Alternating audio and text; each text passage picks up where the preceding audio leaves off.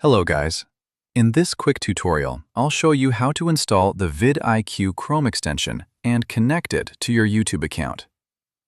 VidIQ is a powerful tool that helps you find better keywords, analyze your competitors, and grow your YouTube channel faster. Let's install it. First, open Google and type VidIQ Chrome extension in the search bar. In the results, click on the link that takes you to the VidIQ extension in the Chrome Web Store. Once the page opens, click on Add to Chrome. A small window will appear. Click Add Extension. Chrome will install it automatically. After the installation, click the puzzle icon at the top right of your browser, find VidIQ in the list, and pin it so you can access it easily. Now click on the VidIQ icon. Sign in using your Google account and give the necessary permissions. Once you're signed in, VidIQ is fully activated.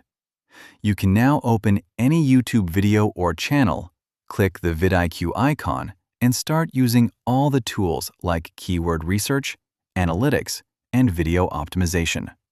If this video helped you, please like the video and subscribe to the channel for more simple and fast tutorials.